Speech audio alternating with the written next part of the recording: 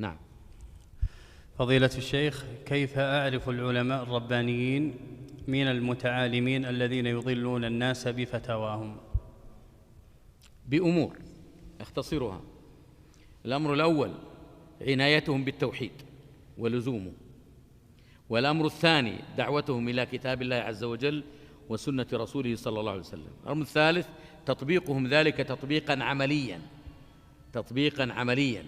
الأمر الرابع الثبات عند الفتن، لا يتغيرون مع تغير الأحوال والأيام والأزمان، بل تجدهم مواقفهم هي من القضايا التي تعرض لهم، وهو عرضها على كتاب الله عز وجل وسنة رسوله صلى الله عليه وسلم وفق منهج السلف الصالح واستخلاص النتيجة من ذلك. أيضا من علاماتهم الوضوح، وهو أنهم لا يتخفون، لا يجمعون الناس في الخلوات والفلوات والوهاد والدهاليز الخفية، لأن الدين دين معلن واضح ما فيه شيء خفي، كما يقول سفيان بن عيينة رحمه الله تعالى: إذا رأيتم الذين يتناجون في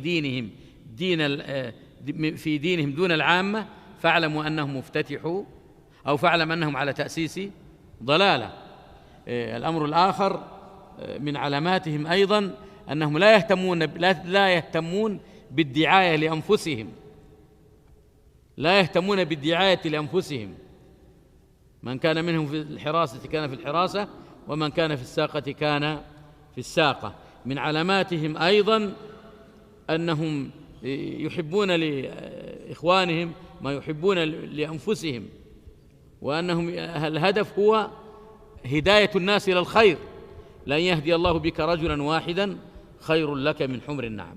هذه بعض علامات العلماء الربانيين الذين يجب أن نلزم غرزهم، وهم ولله الحمد كثر، يعني ليسوا يعني موجودون من نعد. أنا لا أخشى أن أعد فأقع